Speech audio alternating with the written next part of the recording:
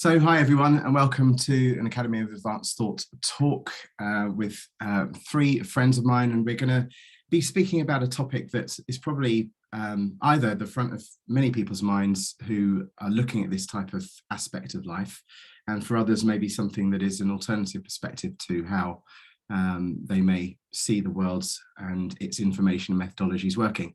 To set things off, in 2013, I opened my TED Talk with the words, throughout history, society is best controlled by limiting the amount of information that it has access to. And although unprecedented, the times today in 2021, at the time of recording that we live in, match history in terms of being in a situation where major life changes are happening that are directly linked to the information that we receive.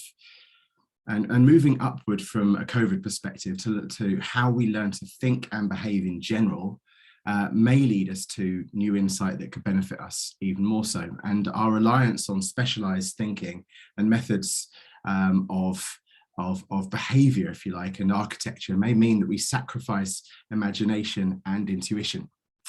And so today's chat is about that. And hopefully we will be able to get to a point where solutions are proposed. And to join me on that journey, I have Prashant over the other side of the Atlantic Ocean, Martin up in and Richard up in my home country, and I'm joining from the Gold Coast in Australia. So it's either something like 4 in the afternoon, 9 at night, and 6 in the morning, wherever you are. And so I know which side of the coin I fell on that one, but nonetheless.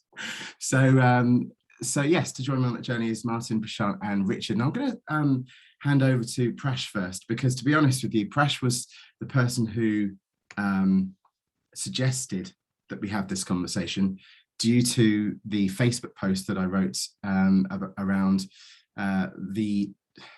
what would one do if one had a particular scenario where a piece of information or set of information was given to a public, and how in fact do we as the populace, as the proletariat,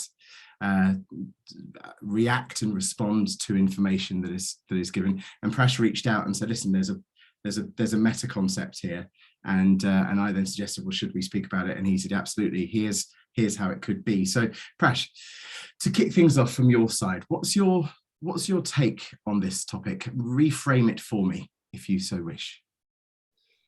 Okay, so if I recall, you ended with saying that we hope to find solutions, and I think that's, in my mind, that's part of the problematic aspect of our approach. I think it's not so much of a problem to be solved as an imbalance to be corrected, and I think the imbalance is in favor of a rational worldview at the expense of everything else. So at the expense of imagination, intuition. I'm not saying that there should be no rationality, but all these things should sort of coexist.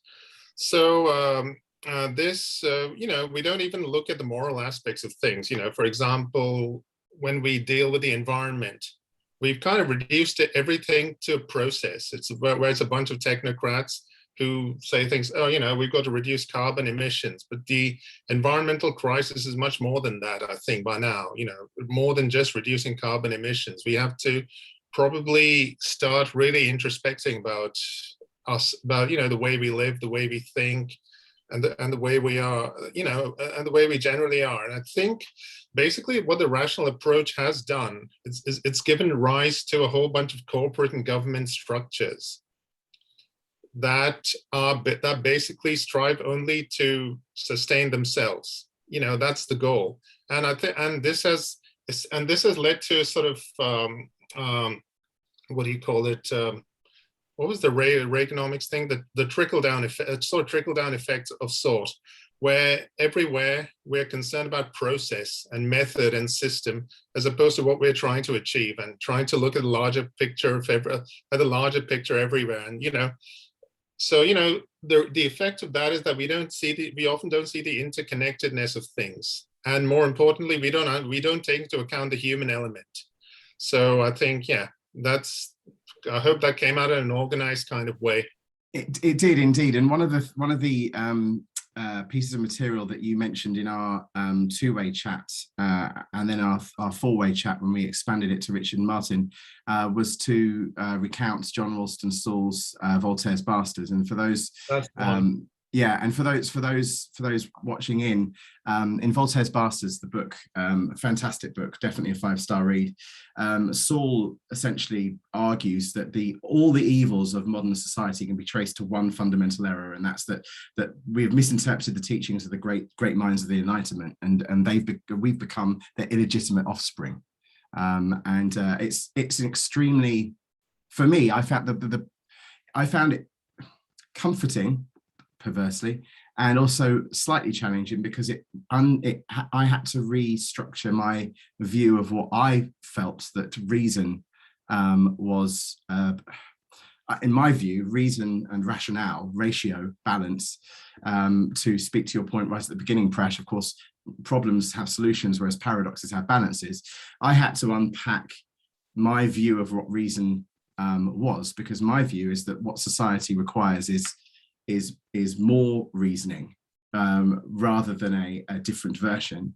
And but what I found comfort in was that that I also believe that our current society, the rational society as it's known as, bears little resemblance to the visionaries of the 17th and 18th century, the humanist thinkers, etc., which Saul speaks to in the book. So just before we hand over to Richard and Martin, on the Voltaires Bastards kind of citation, was that the time when you read that prose, was that the moment where you first suspected that we have kind of screwed up what we could have become from several hundred, if not thousands of years earlier? Or had you already suspected that we may have been slightly misaligned to what humans could potentially achieve? Actually, this book was a bit of a revelation for me, because I had these thoughts in my mind already based on personal experience, seeing the general short-sightedness around me and everything. So I had these, and this book gave me a language for those thoughts. So it's one of those things where you find a book that gives you a language. Yeah, good. Yes, I think you're right. And I definitely had to reversion I thought, I grew up thinking that the systems we lived within were completely, well, I started by thinking everything was just as it is. I didn't question it. Then I started assuming that, when I was able to vote, then suddenly I had a place in democracy, therefore I had a say. And then I gradually became disillusioned. Sadly, my disillusionment meant that sometimes I didn't vote, which I'm sure there are people who are listening and watching that say that's the ultimate sin of democracy, to actually be given the chance to have a voice and then deny it. It's almost a self-sacrificial anti-human right to oneself. Anyway, so ranting aside, Richard, I'm going to hand over to you. What's your take on all of the above, or anything else? Yeah, no, fantastic. No, I think so. Look, I have a degree in economics, so I must admit that first. And so I got it from a university which is not far from the home of Adam Smith.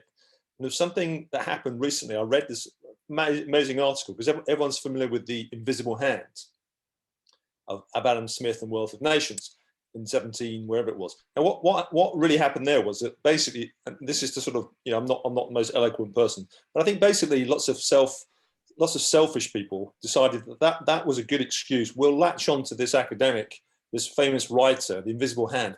That gives us an excuse to be selfish and do whatever we want, because anything else will sort of trickle down to the rest of the people, so to speak. And that has caused all the problems. What I found out recently, which really got me thinking, was years before that, he wrote another article which was called The Invisible Heart, and nobody picked up on it. Now, imagine if people had picked up on the invisible heart, would that have meant that, we would be less selfish, society would be different, we'd think differently, or we would have been maybe conditioned differently, or maybe we'd have a balance, maybe we'd have this invisible hand and the invisible heart. So that was something that sort of struck me. But I think, this for me, this discussion is about, who's that famous person? Probably Einstein. The thinking that got you into the situation is not the same one that will get you out of it. That what got us here will not get us further. And when you read The Wealth of Nations, Smith's rejection of government interference into market activities was something I found quite rebellious, actually, when I first read it. And it was 1776, by the way, you're right. But he stated that governments should serve just three functions, which were protect national borders, as far as I remember, enforce civil law, and engage in public activities or in public works like education and so forth. Did you feel when you read that that was realistic for the government's involvement, just those three areas? Or in fact, would we say that, using Voltaires Bastards as a former citation, that in fact even activity, and this isn't an anti-government stance, but any form of activity at all, any form of communicative information and legislative activity, is from a position of some form of corruption?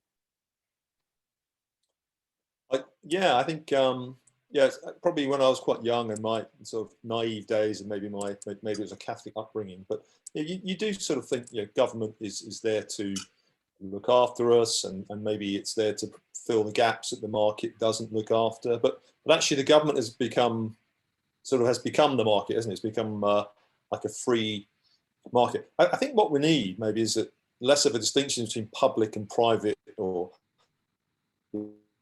left and right, and all these sorts of things. It creates a sort of a combative, argumentative approach to things. I think there's a big movement now, isn't there, with impact investment into what I love this phrase, outcome based. Everything's going to be outcome based now. So, which is, as a coach, to me that means you need to get results. So, for example, if your elderly parents are going to be looked after in a care home, should they get better help because they're in a private care home, and should they get less better help if they're in a public care home? No, the answer is they should just get the right help that they need. So that's the outcome. So I think, the role of government, I think it's got confused, especially the one around the borders. Yes, if you look at America now, maybe it should stay in its own borders. If every government just looked after its own borders, we'd all be quite happy, probably. It's when they start straying out into other people's borders, we get the problems. So I mean, economics to me was, I did it because I was good at it at school. I never really thought about it. I just carried on doing it to university. But the more I'm 55 now, and I've realized that really, I don't think the governments, you can go back to the East India Company, which was run by, politicians and lots of wealthy people extracting wealth from the so-called empire. It goes way back. There's always been elites, and there's always been, and they've always tried to control the society. I read a great statistic that in the world, in terms of value of wealth, I think it's 26 people own as much wealth as the bottom 4 billion on the planet. It's got that extreme.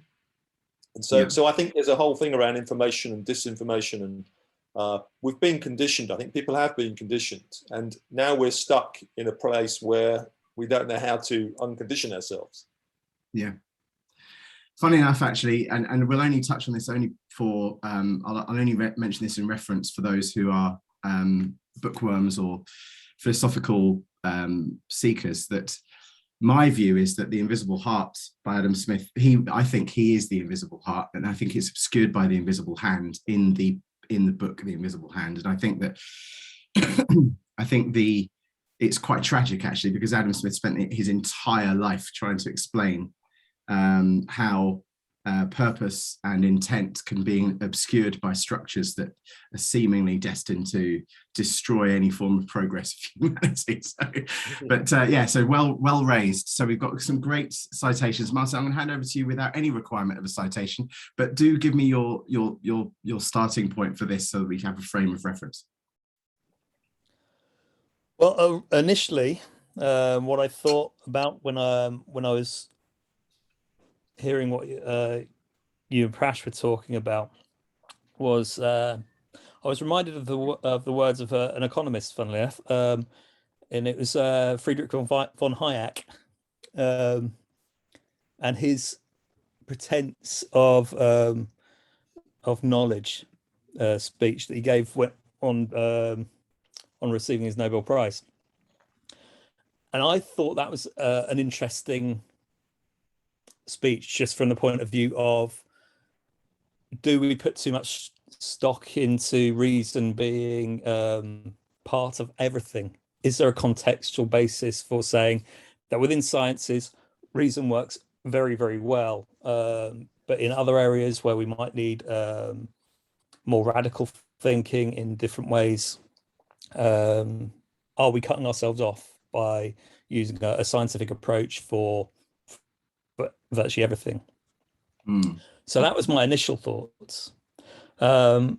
Having heard what Richard said with regards to Adam Smith and the invisible heart and the invisible hand, what that reminds me of, and it's a bit of a different take, bit of a left field take on this. The invisible heart and invisible hand reminds me of I can't remember where I was reading it now, how we've become enamored with the tools so much that we are no longer looking at the outcome or no longer working towards the outcome. We're enamored with playing with the tools. And that feels to me like has become the case with the invisible heart and the invisible hand, that people are so enamored with the idea that they've forgotten they're supposed to be invisible. You know, the tools are invisible. It's the outcome that matters. And I think it's also the case with our thinking, that we're so enamored with the process of rational thinking that we've forgotten that actually what we're thinking for.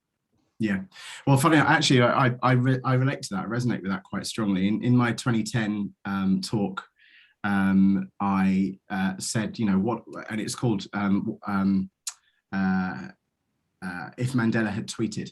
It's my first TED talk, and my thesis was, my hypothesis was that if Mandela had had Twitter, and if Che Guevara had mobile, and if Da Vinci had Photoshop, it wouldn't have made this damn bit of difference, because it was what was in their heart rather than what was in their hands. Another later on, one of the books that kind of made a slightly more dark perspective of that was Neil Postman's book Amusing Ourselves to Death, which is our over enamoration of entertainment and the tools that enable us to be amused, so much so that we actually get sucked into a vortex where we have lost our own identity. I then took that and kind of repackaged the information in a slightly less morbid way, and although he means death metaphorically, of course, I think, but that then became the 2013 talk. And in terms of the Hayek pretensive knowledge, one of the things that I found quite challenging in that as well. These all in a good. This is good to be challenged mentally, because otherwise you just in a kind of you're in a circle of vicious agreement. But is that I think that he was positing that the idea that it was ridiculous, that the idea that anyone could know enough to engineer society together, so that we in fact we are playing. It's almost like it conjured up imaginings in my head of a lot of people kind of like big kids playing with a toy box that's society and culture, and doing stuff without anything other than self-gain, but not necessarily as a conspiracy type of malevolent working, but more in the fact that there is no true way of engineering systems of individual systems, especially with those individual systems, i.e. humans, having their own set of fundamental rights and beliefs and individuality. So yeah, good side. You didn't need to cite, but you did. So well done for that. And I think that we've now got a good frame of reference for the conversation. Prash, I'm going to hand back over to you. From this round, from Richard and Martin and me, how do we elevate from this perspective? Well, to begin with, I think, Richard mentioned Adam Smith, and Adam Smith was first and foremost a political philosopher. He wasn't known as an economist, and he was concerned with human behavior and humanity as much as with everything else. What we have now, his descendants, if you want to call them that, they are economists. They look at demand curves and supply curves, and basically it's a complete exercise in dehumanization, whereas economic behavior is amongst the most human things there is. So I think that this is a post-industrial thing. This is, and I think the Industrial Revolution is what has sort of separated us from the Enlightenment. Now, my other point is, you mentioned amusing ourselves to death, and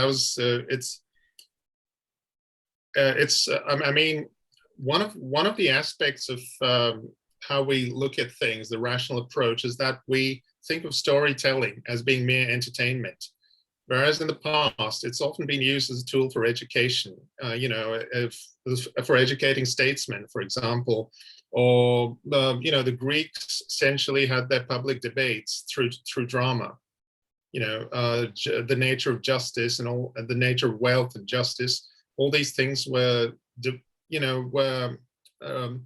written into dramas. And in India, there was this tradition of training princes through by telling them animal stories that illustrated principles of governance. So in that sense, using the principle of storytelling to bring out the human or the complexities of all these things, so that's another aspect of of life that I think we've lost. I mean, that's because now storytelling is just all entertainment almost. It doesn't play a serious role in public life. Okay. And and I think finally one of the other manifestations of this sort of fragmented mind of ours is ideology. I think this dominance of ideology and these various ideologies fighting each other, where the ideology is considered more supreme to the goal it's supposed to achieve. So yeah, that's mine. And Prash, do you feel that? And I was wondering where to put this in the conversation, but I think now's the moment. Is this because there is a fundamental incompatibility between democracy and contemporary rational governments? Is it because rationalism has been reduced to a system of management and administration at the bottom, and is at the bottom of that system is incapable of guiding human affairs? Is that, do you feel as if that this is about how the concept and ideology of democracy is used only as a label for the way that people are governed and is not actually compatible with governance? Well, I mean, no, democracy exists. Only to get to it, you have to get through all those things that are placed between you and it. It hasn't been completely, but it's just completely complicated it's too complicated to actually exercise it, because knowledge is monopolized by experts and specialists who keep inventing new forms of jargon and and ultimately the simplest things get complicated. Got it. And do you feel, just before I pass over to Richard, do you feel that, I'm going to paraphrase Voltaire's Bastards book here, so paraphrasing John Wilson Saul, do you feel that there is the way that that we are dealt with essentially is to find the lowest common denominator within each of us and succeed in then reinforcing our contempt and also their contempt in coercive ways? So for instance, it's useful to use, for instance, let's take a pandemic as a tool to leverage society's anger, or it's useful to use, let's generalize this, that using the media channels, is this something that that you personally believe could be the case? Well, definitely. I think the media just deluges us with all kinds of information, and it's really quite selective. For example, the media hasn't really reported on the environmental impacts of our COVID measures. Like, for example, the amount of the non-recyclable, the disposable masks that have been in circulation and that are out there on the street right now and out there in the environment. So that's not been talked about at all. There's just been the survival aspect of this COVID, whereas this is another example of fragmentation. There's only the healthcare aspect of it has been talked about, but there's been no mind given to sustainable approaches to solving this problem. Okay, and is that partly to do with, as I've mentioned on several talks, what the Dictator's Handbook would claim, and I love the Dictator's Handbook subtitle, which is why bad behaviour is almost always good politics. is it because, as the Dictator's Handbook would claim, that it's not about government and its Boy Scout media delivering information that would empower society, but instead government governing, politics is only about getting into power and staying in power, and information will only be disseminated that enables one or both of those two things. Without being on a tirade rant around the nasty media and the devil governments, would you concur that that partly this is due to the fact, why on earth would anyone speak about the energy, the unsustainability of face masks, for instance? How many votes would that win? I mean, without making it into a ridicule of government, would you say that there's some weight to that? I think so. I mean, the media, the private media especially, is supposed to be separate from the government, but one can't help but wonder whether government and, you know, the media, which is essentially the voice of the corporate world, aren't, you know, somehow connected to each other and don't have the same goals. Okay, right, good point. So Richard, over to you. What's your take? Well, I think it's all about the status quo, isn't it? Who has to benefit? But just briefly going back to Hayek, I mean, the Austrian school, as they call it, the Von Hayek school, that was massively influential. That's where Margaret Thatcher got her thoughts from on the role of government and how, you know, government squeezes out the private sector, therefore the government must be smaller. Hence, that led to privatisation. So nobody would know that. If you spoke to the man on the street, you know, who bought his council house, he wouldn't understand the Austrian school of thinking. So, there's some. It's interesting there, and also the other big mistake I think, which was picked up, was this idea in economics of people that rational expectations. You know, that is the basis of economics. Ceteris paribus, which means, you know, all things remain equal. You know, if X happens, then Y happens. It's like rational expectations. I mean, that's probably a load of nonsense. Like Prashant said, it's a study of philosophy and human beings. So assuming that human beings are rational is probably a massive mistake to make. And so I think, for me, I'm just starting to read a book by, just got a name here, Minouche Shafik. She's the head of LSE. And her book's called What We Owe Each Other, and it's a rethink of the social contract. Now, I mean, LSE, London School of Economics, has been pretty influential in the past in terms of, you know, the formation of if you look at all the politicians involved in the creation of the NHS, and so LSE was always quite seen as a bit of a radical place in London, full of lefties and things. But actually, they are looking again at, you know, the new social contract. So I think it's going to be really interesting to say, well, you know, what are the rights and what are our responsibilities? Because I always imagine what would happen if what if there was a war what if we suddenly said, you know what, Russia or China is going to invade us in 1 month, you know, next week you're going to be invaded. We're going to bring in conscription. What are let's call them mostly men, but are they all going to go on Facebook and say, oh, it's against my human rights, I'm not going to do that, here's my, you know, having an opinion and sort of, you know, having an opinion on the internet is not a veto. It's just having an opinion. So are we going to, you know, not stand up and fight against an enemy because of people posting on Facebook?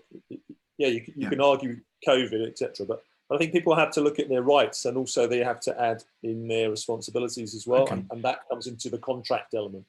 So do you feel that, and when you mentioned about this book, the latest book by the head of LSE, it reminded me of a book by Mariana Mazzucato called The Value of Everything, Making and Taking in the Global Economy, which, to be honest, starts extremely compelling. It's the first quarter of that book, at least, is, you know, a head nod to almost every sentence. It's like, absolutely, absolutely, absolutely, and then it gradually basically becomes the Communist Manifesto. Now, that's not saying that there's anything wrong with the Communist Manifesto. It's that it is it appears in the second quarter that is the almost sole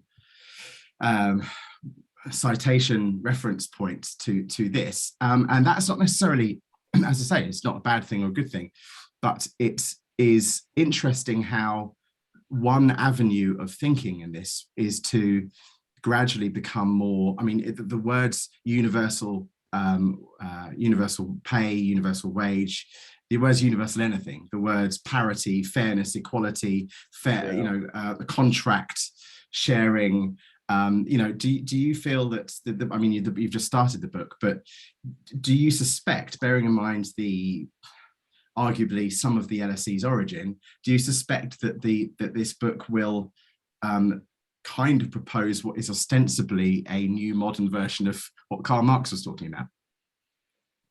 Oh, possibly, yeah. I mean, or maybe they've changed their stance, but no, I think they're very global thinkers, aren't they? There, and I think I've only read the first few chapters, but really everything they say applies to every single country, whether it's UK, America, or Afghanistan. Let's say that's in the news right now. It's all about people, society, who's in charge, which cultures, how do we organise ourselves? Do we sell opium? Do we sell cars? Do we sell American music or British culture? It's all those sort of things. It's kind of agreeing. What's the new agreement we're going to have in the world? I think this whole Afghanistan thing has really made people think. Well, hang on. Are we being selfish? What are we here to? What is it all about? I think people are starting to think that now, thinking, well, what is the role of the government? Who does the government represent us? Because everyone's got an opinion. Everyone's got an opinion, and they think that actually, because they're on the internet, they think that actually they're influencing things, but they're not really. Yeah. And so, would you say, just in final part before I pass over to Martin, would you say that there's the contracts between each other and the contract between us and the state, and the contract between the state and its sponsors, and therefore corporations and everything? They tend to be the agreements. But would you also say that someone like Don Miguel Ruiz, in the Four Agreements, the personal guides to the practical guide to personal freedom, also then would say, for the Mexican Toltec traditions, that in fact the agreement, the primary agreement that we need to have is within ourselves and within our happiness and within love. Without being too esoteric, would you wager that has an equal importance? Oh, totally. Yeah. I mean, some of my thinking, but I think if you are really, it's kind of Buddhism, and if you can really tune in on yourself and sort yourself out, so to speak. So love yourself and not have these internal fights and not overreact to things. If you can find peace in yourself, so to speak, then maybe we wouldn't be going around trying to fill the gaps or trying to attack others or take things. We'd all just. I'm not saying it'll be we'd all love each other. I mean, I lived as a British diplomat for 3 years. I can tell you there's a lot of nonsense that goes on in the world. So but if people could sort themselves out, so I think the word competition comes from Latin competere, which means to sort of basically egg each other on. Yeah. So it's actually a good thing. So but I think if individuals, the collective, if the individual can get themselves sorted, that should lead to better families, communities, countries. I agree. Now I'm just about to hand over to Martin, but Prash, you've come off mute, so I'm wondering whether or not you wanted to interject. No, well, not really. I'll have my. Yeah. Have a think. I'll come to you after Martin. Sure. Sorry, it's only because you came off mute, which looks a bit like a raised hand to me. I'm Zoom fatigue. I've spent 16 hours on Zoom so far. Okay, right, Martin, over to you. It's a lot of interesting points have been raised so far. I wanted to touch back on when Prash was actually saying about storytelling. Now, for me, storytelling is a very important aspect of life, and I've been a big fan of like Mad Men on TV, and I'm also a big fan of people who work in the advertising industry, like Rory Sutherland and Dave Trott, for being great storytellers about virtually anything. And I like that idea that any communication can be a story, but to be a story, you've really got to provoke some kind of response. And I think a lot of stories lack that, whether they're in entertainment or in our general life. And so the stories we're being sold by politicians and from newspapers and the media in general are lacking that that kind of motion to respond. There was an interesting story actually in the Guardian, because I am one of those people that would enjoy attending LSE and be quite that left-leaning type of person. And so I was reading the Guardian on Friday. There was a story about the Day Today, the old BBC satirical show from the 90s. And they were talking about it as a show that can't really be made today because news has kind of lampooned itself. But there was one particular line in the story that said about the shamelessness in the media is now the most valuable currency. And I believe so, that that doesn't just apply to the media, it applies to politics as well. That shamelessness means that it's almost like a brinksmanship for the watching public, for who can be the most shameless out of the politicians, out of the media personalities. And so in a weird way, it's become entertainment. And so the stories have been nullified. They've been blunted because of the way the media and politics behaves. And what responsibility does the public have in that shamelessness? Because if the public tends to buy salacious brashness, then surely from an economic perspective, or rather, taking the supply and demand perspective, it would make fiscal sense to build structures that lean into the demand, right? That's how you make more money. So otherwise you could actually be neutral and kind of, say for every 5 stories we write about the struggles of this thing, we should write 5 stories about the opportunity of this thing, and let's make sure absolutely everything's balanced. Whereas if it turns out that the public will click 5 times more on something that says this particular celebrity looking fat on a beach, then would you not just be in the business of creating pictures of celebrities looking fat on a beach? If profit is your primary purpose, yeah. So in fact, they're doing exactly the right thing then. If profit's their primary purpose, but that's not the case for everybody. I totally agree. And so maybe as a society, we do need to elevate purpose to be beyond just who can sit on the biggest heap of coins by the time they die, Yeah, that's right. I must admit, I feel very, I used to be conflicted here because I wasn't able to reconcile capitalism with any form of altruism at all, or at least social worth and personal purpose and fulfillment. I saw that there was a conflict, the real massive conflict. There was no way, really, I literally almost just went off grid, just checked out.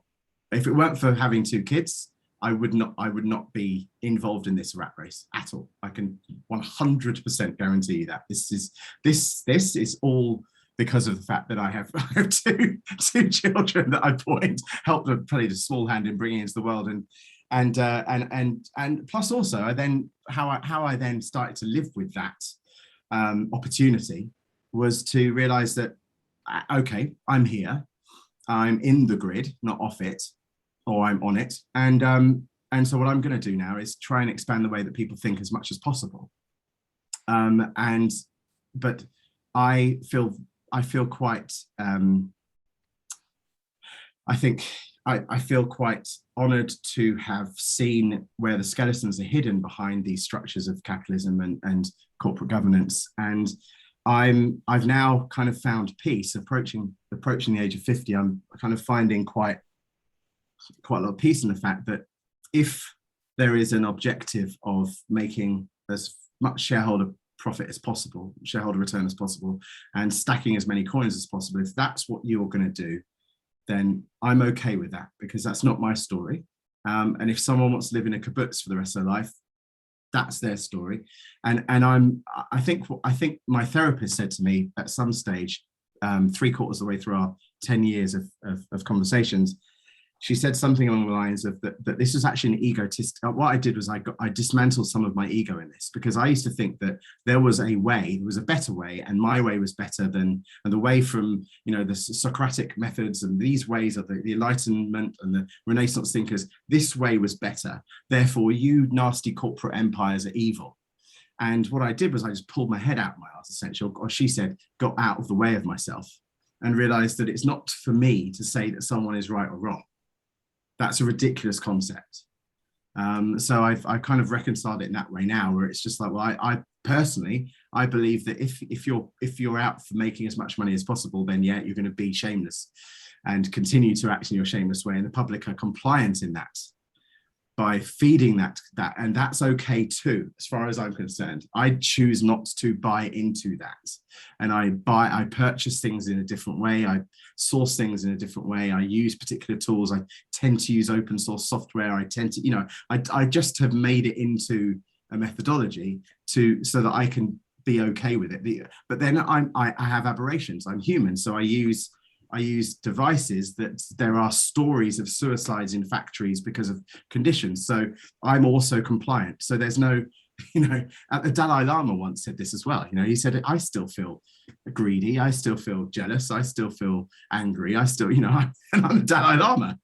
And so I think we're all human, and to err is to human, right? So, Martin, anything just finally from your side of this convo before I hand over to Presh?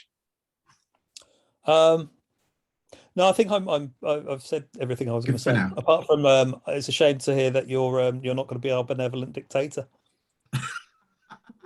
Well, you'll not be the first nor the last person to suggest that I get into politics, and I always say the same thing when it comes to politics, is that I got really far down the line of looking at the structures of how to bring about a different type of leadership and rule. And there are two ways, one of which, and this is written inside Doc Searls and the Clue Train Manifesto, one of my favorite books of all time, kind of hints at this point, which is that you can either change the system from the outside or change it from the inside. And it's far easier sometimes to change it from the outside through revolution than through evolution on the inside.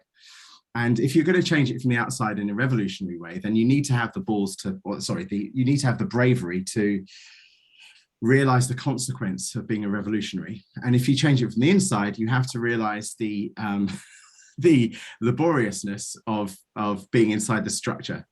And so I looked at that carefully, really carefully, and decided to create my own bubble of reality and avoid both versions. So anyway, Presh, what's your take on this? I sort of had a different insight while I was a slight sort of tangent, if you will, while everyone was talking. But I think one of the other problems for all these structures and this entirely rational approach is that they can end up achieving an outcome that's the opposite of what was originally intended. So take, for example, all the structures and that promote diversity in corporations, in the media, whatever, everything. They actually end up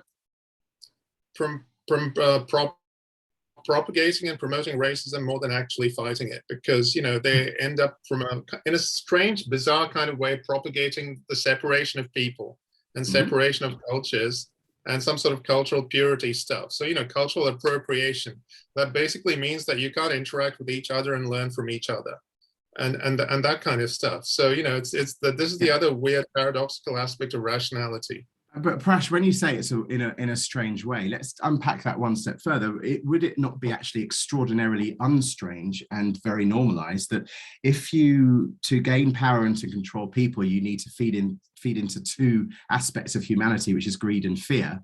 Then one of the greatest ways of doing that is to say that everyone in a classroom that has blue eyes is an alien, and everyone with brown eyes is God. It seems like a very rational way of thinking. Yeah, that exactly is it. Yeah. And yeah. So the question I set to Martin of well, surely if you're going to get 5 times as many readers if you show naked celebrities looking fat on a beach, then you should be in the business of making pictures of naked celebrities looking fat on the beach. And to your point now, Prash, would it not be the most effective way of controlling society and gaining readership? So I'm doing this from a governance and a media perspective. Would you not actually be best using humans' inbuilt innate greed and fear mechanisms by telling them that they are right and everyone else is wrong? You create voting structures and consensus to divorce us from structures such as Europe, because that's how you can really invigorate people's anger. This is surely the right thing to do, wouldn't you say? Well, not the right thing, but it's a rational thing to do. I was being provocative there. It's not, but it's ultimately it's the Humphrey Appleby approach. If you remember, yes, Minister, yes, Prime Minister. Yes. It's the Humphrey Appleby approach to things. Totally. You know what? I've got to say, yes, Minister and yes, Prime Minister. I have not taken that off my phone. I listen to the audiobook versions of both, and I have never stopped since Audible launched them years ago. It's my go-to. If I have an hour to spare, and I just go for a walk along the beach and I just pick a random episode and then look to the skies and wonder how extraordinarily accurate the entire series actually was.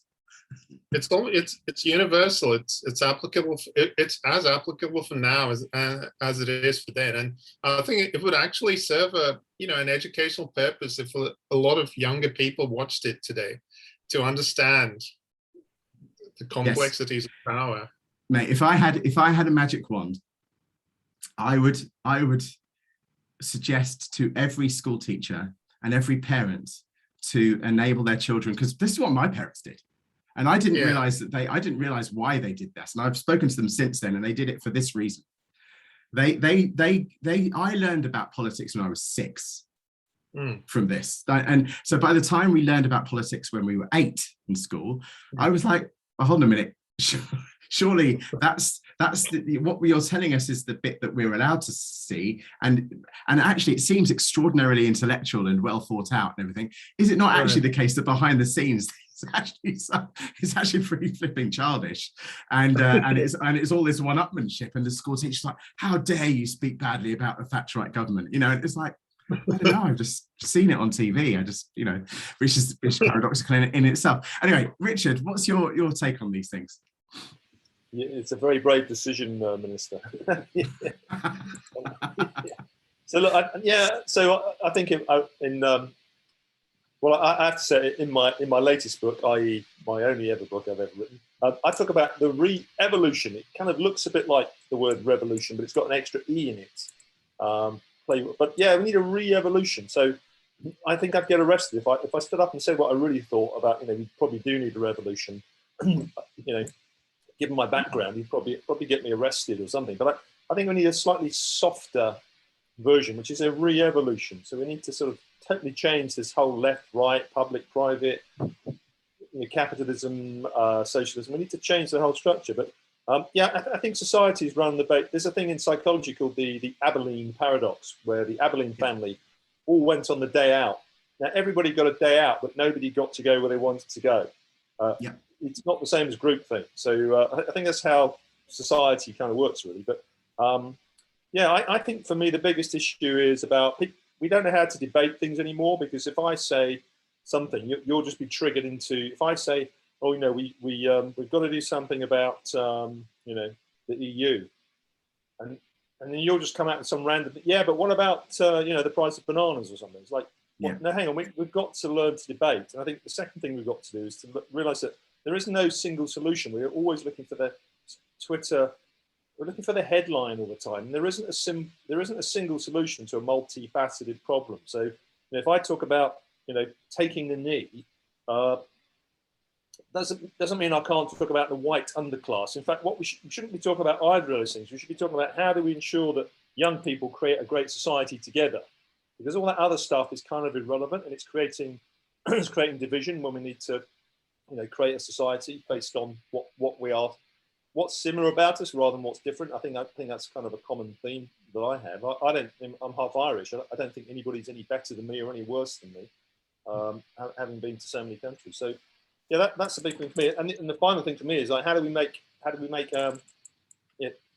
in terms of capitalism, all our investments will be worthless if we don't sort out the environment. And a lot of the investments that we have, our pensions, etc., they will become worthless. And I think there's a big shift towards what old Reginald Cohen from Apex, the venture capital guy, would say is impact investing. We've got to start thinking about who we are, what we do with our money, and how much power we do have. Now, we might have a vote, but we don't have a veto, as I call it. But I think we've got to start, getting politics is about the people. How do we sort of get our power back and wrest it back from these small groups?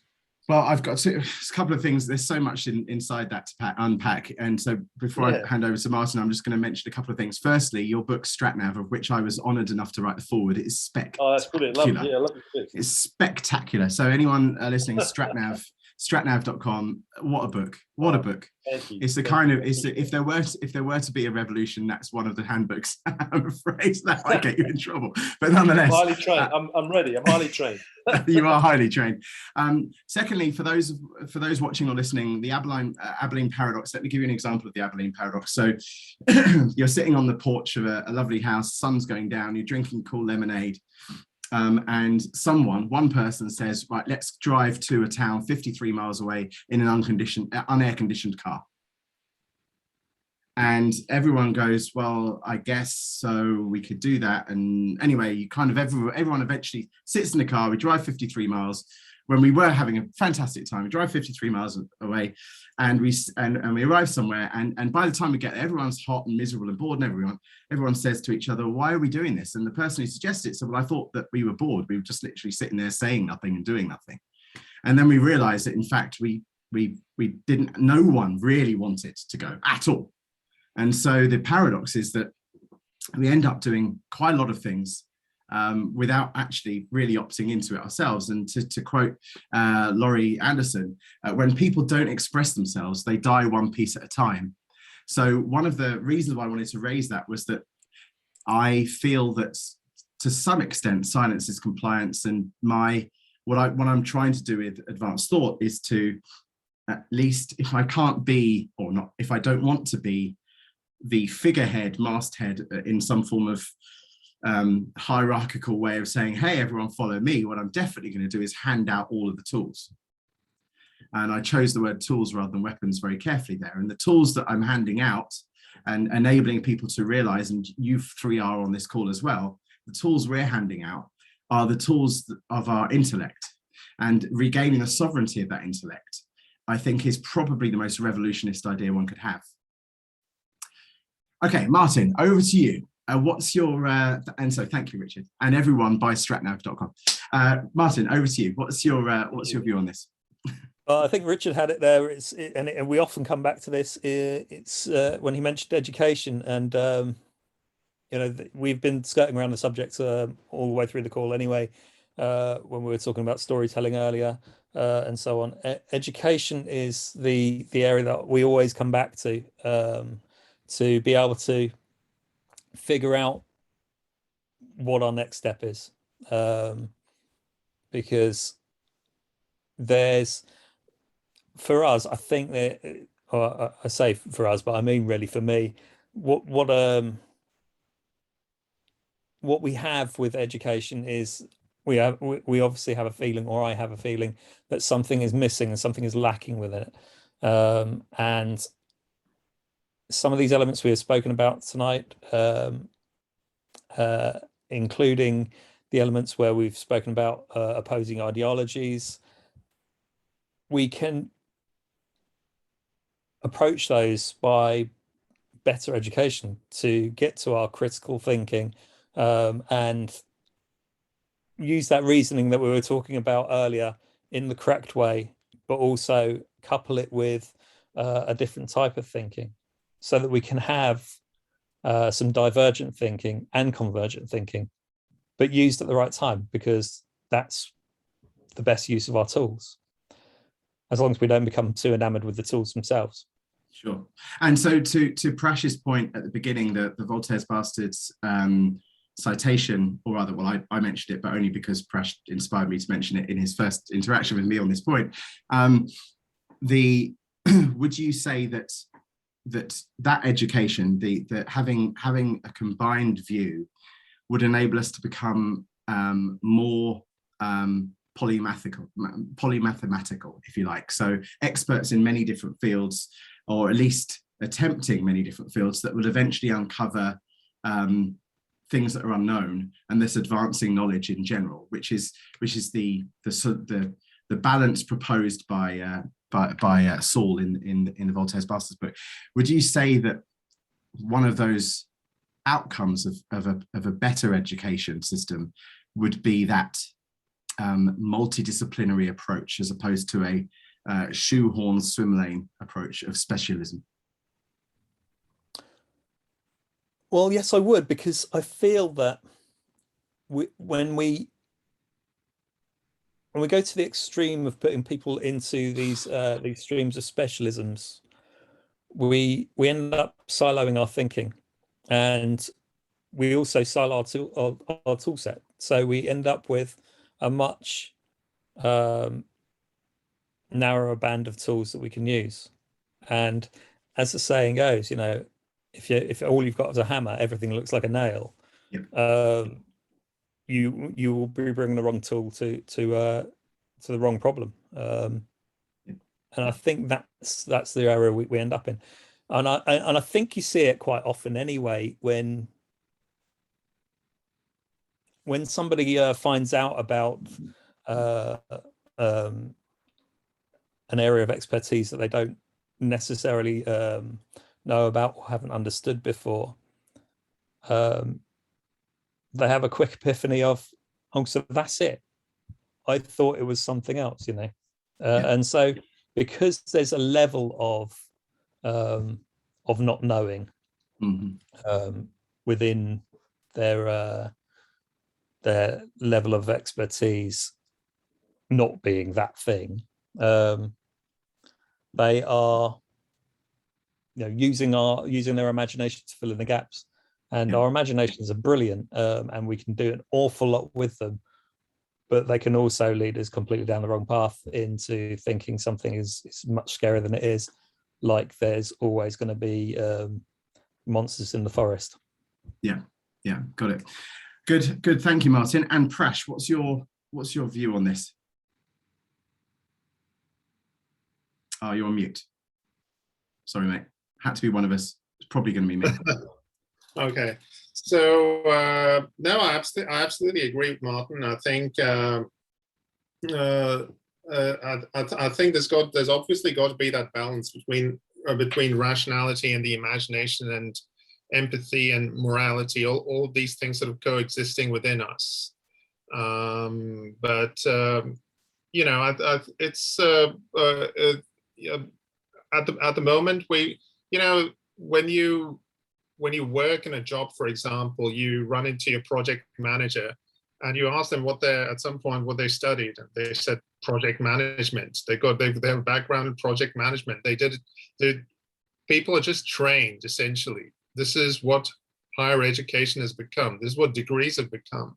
Whereas, you know, at one point, degrees used to involve an element of scholarship, of intellectual exploration. But now a lot of degrees are just, you know, money-making sort of degrees that are designed to produce skilled labor for corporations. And the reason for that is administrators, the rule of administrators. And this brings us to another point. Basically, the whole Humphrey Appleby thing, where the manager is in charge of everything. It's the management ethos that's, you know, that's led to this state of stagnation, to all this stagnation.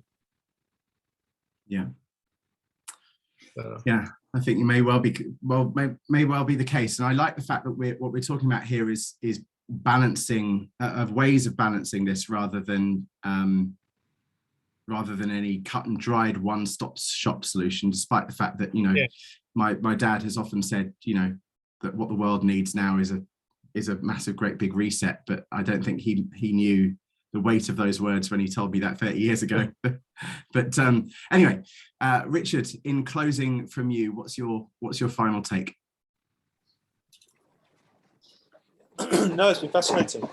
I think, I suppose my final take is, I do wonder why, I went through the Scottish, well, partly through the Scottish education system, and that they have things called hires, don't they? And you do 5 of them, and then you go to university for 4 years. So I think they're much broader. And it's interesting. Some work I've done with the Flow Genome Project, which is the Flow, the Jamie Wheel and the Stephen Kotler guys. They're actually quite big fans of the Montessori approach to teaching, and they find that people that have gone through that tend to be much more into flow and are more creative and more they're more successful in later life, and yeah, things like that. So yeah, no, I think I'll just get back to my original point, which was, yeah, I think we do need a re-evolution. I think we need to learn, like how you say, how to balance things, and that could be the balance of masculine and feminine energy as well, which is a big thing for me. And for me, I can talk about that from the point of view of strategic thinking. You know, Economist Intelligence Unit says 90% of companies fail to achieve all their objectives. Well, I would say that's because there is this lack of balance, because we are teaching them old school thinking. We are feeding them models from business schools which don't work, and we're still doing it now. So yeah, you know, we need more people like you to teach us the tools. And I actually find now, if I start applying your thinking, stuff that you've taught me, whether it's Powered by Change or just your general mentoring, I'll start sort of almost repeating that to people, and I'll get a response back as if I'm some sort of guru. And I'm thinking, no, I'm just asking questions. I'm just thinking about things differently, because somebody like you has sort of educated me, really. And it is kind of self-enlightenment. But when you start having that new knowledge, you then start looking at everything with a completely different filter. So yeah, yes. I think we need to learn more debates and get more balance, and question things more, definitely, without fighting. Yeah, well said. Without fighting. Good. I love the last 2 words being without fighting. I'm not even going to add to that. I'm not even going to close this. That's the end of the conversation. Thank you so much, everyone, for joining. I really appreciate it. And I've got one thought. So sure. It seems to me that the role of expertise is to teach you how to be wrong while sounding awfully smart. Okay, I'll take that. I think I'm always struggle with the word wrong. I find it tough because I'm not quite sure what it is. Because for one person, wrong is yeah. So I'm wondering whether or not nothing is true. Nothing is true. Yeah, maybe the role of expertise is to continually be a student and never think that you can stop learning. Ideally, yes. Without fighting. Excellent, right. I got it in. Right, okay. We go there. That's what I learned. The word Taliban means student. Did you know that? No. Yeah. Does it? There we go. Yeah. Wow. Okay. Cool. Well, I think we're going to stop the subject on that point. And I started by saying this may be a political hot potato, and I thought we'd get to the end without mentioning the words. But anyway, here we are. So, without fighting, expertise being students forever. And thank you very much, everyone. Really appreciate it. And I shall see you all next time on the Academy of Advanced Thoughts. Cheers, guys. Cheers. Thanks. See ya. Bye.